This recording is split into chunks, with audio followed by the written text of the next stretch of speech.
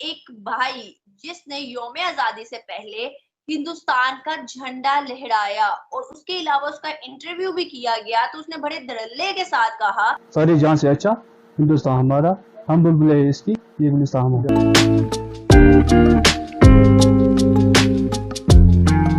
आज हमारा झंडा जो है यूएई ने बुर्ज खलीफा पर लगाने से मना कर दिया है। और उसके बरक्स अगर देखें, जैसे ही 15 अगस्त आई, वहां पर इंडियन सॉन्ग्स भी लगाए गए, आप लोगों के जो है वो जो सॉन्ग्स होते हैं वो लगाए गए, उसके साथ साथ इंडिया का झंडा भी बुर्ज खलीफा पर डिस्प्ले किया गया।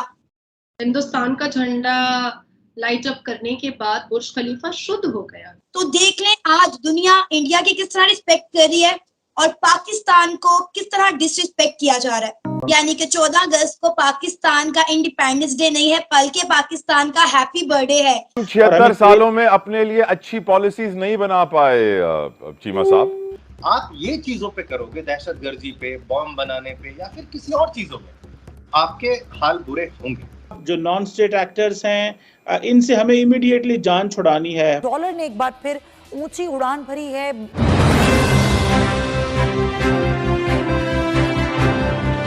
वो भिखारी मुल्क है पाकिस्तान, वो क्या देगा हमें?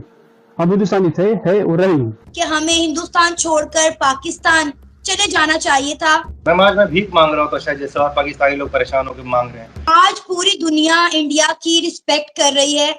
आपने देखा 14 अगस्त की रात को दुबई में क्या हुआ, बुर्ज खलीफा पर यूएई ने पाकिस्तान का झंडा डिस्प्ले करने से मना कर दिया। बहुत बड़ी तादाद में वहां पर पाकिस्तानी मौजूद थे और वो एक्साइटेड थे, वेट कर रहे थे कि जैसे ही 12 बजेंगे बुर्ज खलीफा को पाकिस्तान के झंडे के रंगों से रोशन किया जाएगा, मगर ऐसा नहीं हुआ। वहां पे मौजूद पाकिस्तानी चीख कर ये कह रहे थे कि ये हमारी औकात रह गई है कि बुर्ज खलीफा ने आज हमारा झंडा जो है यूएई ने बुर्ज खलीफा पर लगाने से मना कर दिया है।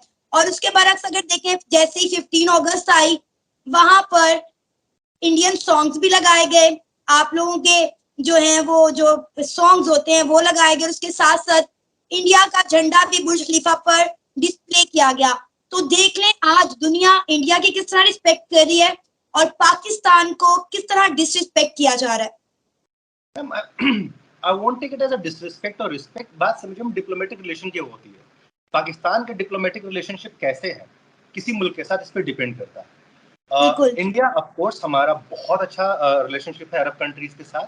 दे लुक फॉरवर्ड कि इंडिया के साथ वो काम करे, सारा कुछ करे, तो इसके साथ तवज्जो हमें मिलती भी है इस चीज़ को लेकर के। सबसे ज़्यादा मैन पावर जो दुबई की है वो मेरे ख्याल से इंडियन है मैम। तो इन चीज़ों को देखना और समझना सबसे ज़रूरी है कि वो वैल्यू किस बात पे करते हैं, कि आपका कॉन्ट्रीब्यूशन क्या है ना। तो अगर पाकिस्तान का कॉन्ट्रीब्यूशन इस लायक है कि कंट्री एक्नॉलेज करे तो बिल्कुल करेंगे। जैसे हमारा व्हाइट हाउस के ऊपर भी होगा मैम, ठीक है, हमारे आप रशिया में चले जाओगे, वहां भी किसी ऊंची बिल्डिंग पे होगा। सो वर्ल्ड सेलिब्रेट करती है इंडियन इंडिपेंडेंस, ठीक है, ये कोई नई बात नहीं है। और अब कुछ ज्यादा हो रहा because India is moving ahead. इस कोविड के बाद भी इंडिया को आगे बढ़ना और रुकना नहीं मैम, ये बहुत बड़ी बात है कि दुनिया ने सबको देखा कि पुश बैक मिल गए बट इंडिया आगे बढ़ता रहा। So that is a landmark achievement, आप उसको डिनाई नहीं कर सकते। सही। अच्छा तारिक, मुझे बताएं कि 76 इयर्स हो गए हैं एज अ इंडियन मुस्लिम, आज आप इंडिया को कहां पर देख रहे हैं और पाकिस्तान को कहां पर देख रहे हैं? और अगर उस टाइम 76 इयर्स पहले आपकी फैमिली ने, आपके बड़ों ने ये डिसीजन लिया होता कि हमें हिंदुस्तान छोड़कर पाकिस्तान चले जाना चाहिए था, तो आज वो लोग कहां पर स्टैंड कर रहे होते? मैम आज मैं भीख मांग रहा हूँ तो शायद जैसे और पाकिस्तानी लोग परेशान होकर मांग रहे हैं, या फिर परेशान है, या फिर उनकी इज्जत नहीं है, या फिर उनको जो पूरे दुनिया में कहीं ना कहीं कुछ झेलना पड़ रहा हो। तो मैं बहुत शुक्रगुजार हूँ अपने पूर्वजों का, जिन्होंने कम से कम ये डिसाइड नहीं किया कि हम पाकिस्तान जाएंगे। उन्होंने लगा कि नहीं, हम ऐसे मुल्क में रहेंगे जहाँ पे हर मज़ाहिब के लोग होंगे, हमारे बच्चों को सीखने को कुछ मिलेगा, ऐसे यूनिटी कैसे होती है वो सीखने को मिलेगा। एक मज़ाहिब के नहीं अंदर रह के कई तरह के कल्चर लोग सीखेंगे और वहीं हमारा मुस्तकबिल होगा, वहीं आगे बढ़ेंगे। तो आई एम वेरी हैप्पी। और रही बात आपके दूसरे सवाल की मैम कि आप इंडिया को कहाँ देखते हो, तो मैम आई थिंक ये कंपैरिजन ड्रॉ करना गलत होगा। लेकिन अगर आप कह रहे तो मैं बताता हूँ मैम कि जब इंडिया आज़ाद हुआ तो कई मुल्क जो बड़े बड़े जो आज हिंदुस्तान के दोस्त बने हुए सो कॉल्ड, चाहे वो अमेरिका हो, रशिया हो, चाहे ब्रिटेन हो, इनको लगा था कि इंडिया कोलैप्स कर जाएगा। ठीक है, इसको आज़ादी मिल गई है, लेकिन जो उस समय के लीडर थे, जो हुक्मरान थे हमारे हिंदुस्तान के, उन्होंने ऐसी पॉलिसी बनाई, ऐसे इंस्टीट्यूशंस बनाए कि हमारा इंडिया आज किसी के सामने झुका हुआ नहीं मैम। हमने नाम क्रिएट किया, नॉन अलाइन मूवमेंट के, हम किसी के साथ नहीं रहेंगे, हम बीच का रास्ता लेंगे और दुनिया को रास्ता दिखाया हमने IIT बनाए, हमने UPSC बनाए, हमने IIM बनाए, जिसने इंजीनियर खड़े किए, मैनेजर खड़े किए, एक रोड बिल्ड किया मैम ब्यूरोक्रेट्स का। हमने आज तक किसी से भीख नहीं मांगी। एक मौका आया जहाँ पे हमने US से व्हीट मांगा, US ने हमें बेइज्जत करने के लिए सारा आटा इंडियन ओशन में बहा दिया। हमने ग्रीन रेवोल्यूशन लाया, आज इंडिया दुनिया का सबसे बड़ा राइस एक्सपोर्टर है, व्हीट एक्सपोर्टर है। हमारे यहाँ व्हाइट रेवोल्यूशन आया, दुनिया का सबसे बड़ा मिल्क एक्सपोर्टर है। मैम तो वी आर ऑन आवरसेल्फ, हमें किसी की जरूरत नहीं है आज की डेट में माशाल्लाह, और हम किसी के ऊपर निर्भर नहीं है। We are the largest producer of generic medicine, जो पूरी दुनिया को दे रहे हैं। ठीक है, हमारे यहाँ पोलियो खत्म हो गया, अब टीबी खत्म होने वाला है। हमने दुनिया का सबसे बड़ा वैक्सीन ड्राइव किया, हमारे पास सबसे ज्यादा स्पेस सैटेलाइट्स भेजे जाते हैं। आपकी सुपरा को मेरे ख्याल से हमारे से 8 साल पहले बननी हुई है मैम, बिल्कुल ठीक है ना, 61 में, हमारा 69 में है, और हम आज दुनिया में चंद्रयान भेज रहे हैं, जो कि कुछ ही हफ्ते दूर है चांद पे पहुंचने का, इंशाल्लाह पहुंच जाएगा। ठीक है, तो आप ट्रोल करो चाहे कुछ करो, इंडिया बहुत आगे निकल चुका है किसी भी चीजों में।